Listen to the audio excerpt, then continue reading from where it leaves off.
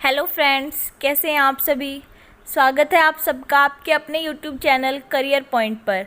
मैं विनय आप सबके लिए लेकर आई हूँ डेली इंग्लिश वोकेबलरी वर्ड्स। हम रोज़ के 10 वोकेबलरी वर्ड्स सीखेंगे इस तरह से कि हम सबसे पहले उन वर्ड्स का हिंदी में मीनिंग देखेंगे, देन इंग्लिश में। उसके बाद हम उन वर्ड्स के सिनोनिम्स और एंटोनिम्स को देखेंगे। देन हम उन वर्ड्स के लिए एक सेंटेंस बनाकर आपको दिखाएंगे और उसके बाद फाइनली हम आप लोगों को एक ट्रिक भी प्रोवाइड कराएंगे ताकि आपको इन वर्ड्स को याद रखने में आसानी हो। तो दोस्तों, आइए शुरू करते हैं हमारे आज के वोकैब वर्ड्स। हमारा जो पहला वोकैब वर्ड है वो है श्रिंक। श्रिंक एक वर्ब होती है जिसका मतलब होता है घटना या सिकुड़ना, यानी कि बिकम और make anything smaller as compare to its original shape, यानी कि अपनी ओरिजिनल शेप के कंपैरिजन में किसी चीज़ का छोटा हो जाना। श्रिंक के सिनोनिम्स क्या होंगे? Decrease, contract, compress, reduce, shorten, condense. ये क्या होंगे? इसके सिनोनिम्स होंगे और इन सब का ही मतलब क्या होगा? अपनी ओरिजिनल शेप के कंपैरिजन में छोटा हो जाना। श्रिंक के एंटोनिम्स क्या होंगे? Grow, increase, expand, stretch, Bloom, lengthen. ये क्या होंगे? इसके एंटोनिम्स होंगे। अब एक एग्जांपल देख लेते हैं। Cotton shirts always shrink when you wash them, यानी कि कॉटन की जो शर्ट्स होती हैं वो हमेशा धोने के बाद क्या हो जाती हैं? सिकुड़ जाती हैं। अब इसको याद करने के लिए हमारी ट्रिक देख लेते हैं। मेरे पेन की इंक श्रिंक हो गई, यानी कि जो पेन की इंक है वो क्या हो गई? घट गई अपनी ओरिजिनल पोजीशन से। उसने यूज़ किया तो वो घट गई, यानी कि पेन की इंक क्या हो गई? श्रिंक हो गई। इंक श्रिंक। इस तरह से हम वर्ड्स को कनेक्ट करके याद रख पाएंगे। हमारा नेक्स्ट वर्ड है विजिलेंट। विजिलेंट का मतलब होता है जागरूक या सावधान, यानी कि keeping attention to possible danger. Vigilant एक एडजेक्टिव होता है। इसके सिनोनिम्स क्या होंगे? Alert, cautious, attentive, careful, heedful. ये क्या होंगे? अवेयर। इसके सिनोनिम्स होंगे। अब बात करते हैं इसके एंटोनिम्स की। Careless, heedless, asleep, unaware, incautious. ये सब क्या होंगे? इसके एंटोनिम्स होंगे। अब विजिलेंट से हम एक एग्जाम्पल बना लेते हैं। The Indian Army stays vigilant on the border to tackle any possible danger, यानी कि जो इंडियन आर्मी है वो हमेशा सावधान रहती है, सतर्क रहती है बॉर्डर पे किसी भी पॉसिबल डेंजर को टैकल करने के लिए। अब इसको याद करने की हमारी ट्रिक क्या है? कितने भी बिजी हो फिर भी हमेशा विजिलेंट रहना चाहिए, यानी कि कितने भी बिजी हो हमेशा सावधान सतर्क रहना चाहिए। तो इस तरह से हम वर्ड्स को अपनी डेली लाइफ से कनेक्ट करके हम क्या करेंगे? याद रखने की कोशिश करेंगे। हमारा नेक्स्ट वर्ड है हार्श। हार्श एक एडजेक्टिव होता है जिसका मतलब होता है निष्ठुर या कठोर, यानी कि अनकाइंड और अननेसेसरली सेवरे। हार्श के सिनोनिम्स क्या होंगे? Hard, tough, ruthless, rigid, merciless, bitter, unkind. ये सब क्या होंगे? इसके सिनोनिम्स होंगे। अब बात करते हैं इसके एंटोनिम्स की। सॉफ्ट, काइंड, काम, माइल्ड, हारमोनियस, कॉम्फी। ये सब क्या होंगे? इसके एंटोनिम्स होंगे। अब हम इससे एक एग्जांपल बना लेते हैं। Hitler was known for his harsh nature, यानी कि हिटलर को उसके कठोर नेचर की वजह से जाना जाता है। अब इसको याद करने की ट्रिक क्या है? हर्ष का दिल बहुत हार्श है, यानी कि हर्ष का दिल बहुत क्या है? कठोर है। हर्ष का दिल क्या है? हार्श है। इस तरह से हम इसको याद करेंगे। हमारा नेक्स्ट वर्ड है बाईस्टैंडर। बाईस्टैंडर का मतलब होता है दर्शक या तमाशा देखने वाला, यानी कि viewing something without taking part in it. Bystander एक नाउन होता है। इसके सिनोनिम्स क्या होंगे? Viewer, eye witness, spectator, watcher, looker. ये सब क्या होंगे? इसके सिनोनिम्स होंगे, यानी कि जो सिर्फ देख रहे हैं किसी चीज़ को, उसमें कोई पार्टिसिपेट नहीं कर रहे या कोई एक्शन नहीं ले रहे। बाईस्टैंडर के एंटोनिम्स क्या होंगे? Participant, player, member. ये क्या होंगे, इसके एंटोनिम्स होंगे। अब इसका एक एग्जाम्पल देख लेते हैं। The police ask the bystanders about the extortion that happened in the market, यानी कि जो लोग वहाँ पर खड़े थे, तमाशा देख रहे थे, पुलिस वालों ने उनसे क्या पूछा, मार्केट में होने वाले एक्सटॉर्शन के बारे में पूछताछ की।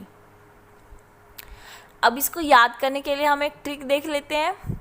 वहाँ स्टैंडिंग पोजीशन में खड़े लोग बाईस्टैंडर्स थे, यानी कि जो वहाँ लोग खड़े थे ना, वो क्या थे, बाईस्टैंडर्स थे, सिर्फ तमाशा देखने वाले लोग खड़े थे, यानी कि स्टैंडिंग पोजीशन में जो खड़े थे वो क्या थे, बाईस्टैंडर्स थे। हमारा नेक्स्ट वर्ड है प्रिज्यूम। प्रिज्यूम एक वर्ब होती है जिसका मतलब होता है मानना या अनुमान लगाना, यानी कि believing something with having confidence. Presume के सिनोनिम्स क्या होंगे, believe, suppose, guess, think, hope, suspect, imagine, यानी कि किसी चीज़ को पहले से अज्यूम करना, मानना, उस चीज़ को अनुमान लगाना। इसके एंटोनिम्स क्या होंगे, डाउट, अमेज, एंटिसिपेट, एडजज। अब हम प्रिज्यूम से एक एग्जाम्पल बना लेते हैं। The father always presumes that his son will become more successful than him, यानी कि एक फादर हमेशा ये मानता है, ये सोचता है कि उसका बेटा उससे ज़्यादा सक्सेसफुल होगा। अब प्रिज्यूम को याद करने के लिए हम ट्रिक देख लेते हैं। प्री एज्यूम करना ही प्रिज्यूम कहलाता है। प्री एज्यूम का मतलब क्या होता है, पहले से ही किसी चीज़ को मानना, अज्यूम करना। तो प्री एज्यूम क्या कहलाता है, प्रिज्यूम।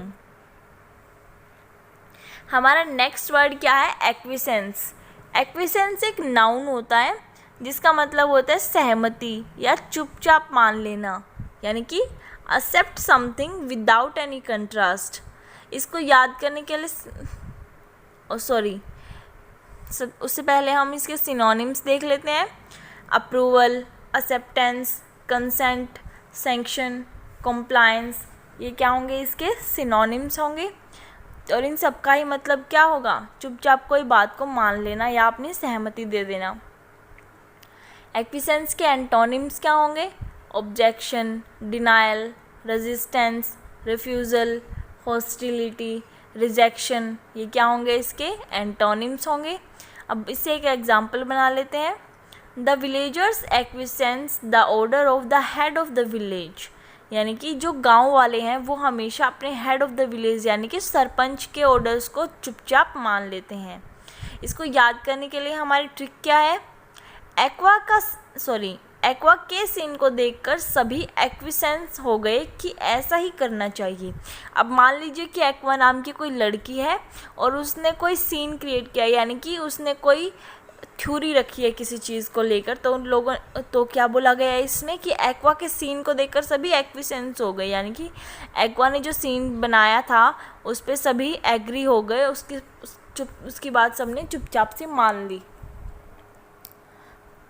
हमारा नेक्स्ट वर्ड है लिबर्टी। लिबर्टी एक नाउन होता है जिसका मतलब होता है आज़ादी या स्वतंत्रता, यानी कि द राइट और फ्रीडम। इसके सिनोनिम्स क्या होंगे, privilege, licence, independence, exemption, immunity, permission, ये क्या होंगे, इसके सिनोनिम्स होंगे।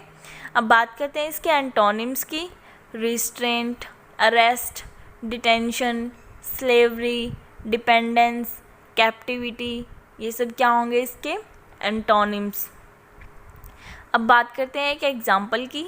Sometimes some people of India misuse the liberty, यानी कि कई बार ऐसा होता है कि इंडिया के लोग अपनी आज़ादी का, अपनी लिबर्टी का क्या करते हैं, मिसयूज़ करते हैं, गलत इस्तेमाल करते हैं।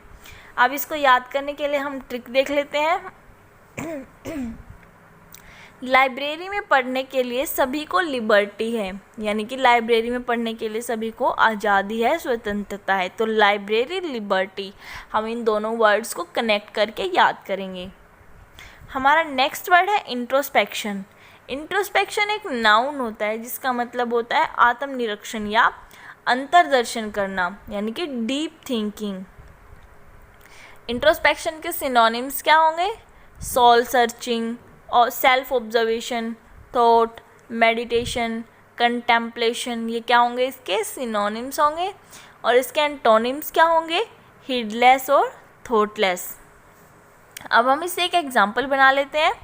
It would help if you introspected the reason behind your failure, यानी कि अगर आपको अपने फेलियर के पीछे का रीज़न अगर आप अपने अंदर से सोच कर निकालें, आप तो आत्मनिरीक्षण करें, तो ये आपको बहुत हेल्प करेगा। इसको याद करने की ट्रिक क्या है, इंटरनल इंस्पेक्शन ही इंट्रोस्पेक्शन कहलाता है, यानी कि अपना आंतरिक इंस्पेक्शन निरीक्षण क्या कहलाता है, इंट्रोस्पेक्शन कहलाता है। यानी कि इंटरनल इंस्पेक्शन क्या कहलाता है, इंट्रोस्पेक्शन। हमारा नेक्स्ट वर्ड है स्टेटक्राफ्ट। स्टेटक्राफ्ट एक नाउन होता है जिसका मतलब होता है शासन करना या the skill to manage any state और कंट्री। इसके सिनोनिम्स क्या होंगे, government, statesmanship, kingcraft, politics, diplomatic, ये सब क्या होंगे इसके सिनोनिम्स होंगे। अब बात करते हैं इसके एंटोनिम की, तो जनरल लाइफ इसका क्या होगा, एंटोनिम होगा। अब हम इससे एक एग्जांपल बना लेते हैं। A leader becomes great when his statecraft is always for the interest of the country, यानी कि एक लीडर महान कब कहलाता है, कब बनता है वो महान, जब उसकी शासन कला उसकी कंट्री के हित में हो, कंट्री के इंटरेस्ट में हो। अब इसको याद करने के लिए हमारी ट्रिक क्या होगी, हर स्टेट की अपनी अलग स्टेट क्राफ्ट होती है, यानी कि हर स्टेट की अपनी अलग शासन करने की कला होती है। तो स्टेट की क्या होती है, स्टेट क्राफ्ट होती है, शासन कला होती है। हमारा आज का लास्ट वर्ड है मल्टीलेटरल। मल्टीलेटरल एक एडजेक्टिव होता है जिसका मतलब होता है बहुपक्षीय या हैविंग 3 और मोर देन 3 साइड्स। इसके सिनोनिम्स क्या होंगे, multifaceted, mixed, many sided, multinational, world wide, ये सब क्या होंगे इसके सिनोनिम्स होंगे। इसके एंटोनिम्स क्या होंगे, वन साइडेड, यूनिलेटरल, म्यूचुअल, ये सब क्या होंगे इसके एंटोनिम्स होंगे। अब बात करते हैं एक एग्जांपल की। The multilateral summits are those where more than 2 countries participate, यानी कि एक बहुपक्षीय समिट क्या होती है जिसमें दो से ज़्यादा कंट्रीज़ क्या करते हैं, पार्टिसिपेट करते हैं। इसको याद करने के लिए हमारी ट्रिक क्या है, ये लेटर मल्टीलेटरल साइन किया गया है, यानी कि इस लेटर पे बहुत सारे पक्षों ने साइन किया है, 2 से ज़्यादा पक्षों ने इस पे साइन किया हुआ है इस लेटर पे, यानी कि लेटर क्या है, मल्टीलेटरल है। तो इस तरह से हम वर्ड्स को कनेक्ट करके अपनी डेली लाइफ से हम क्या कर सकते हैं, वर्ड्स को याद कर सकते हैं। तो दोस्तों ये थे हमारे आज के 10 वोकैब वर्ड्स। अगर आपको हमारी वीडियो अच्छी लगी है तो प्लीज़ हमारी वीडियो को लाइक करें, ज़्यादा से ज़्यादा शेयर करें और हमें कमेंट्स में बताएं कि आपको और क्या क्या इम्प्रूवमेंट्स की ज़रूरत है और हम किस तरह से आपको और ज़्यादा हेल्प प्रोवाइड कर सकते हैं। तो दोस्तों अगर आपको हमारा चैनल अच्छा लगा तो प्लीज़ हमारे चैनल को सब्सक्राइब करें। Thank you very much.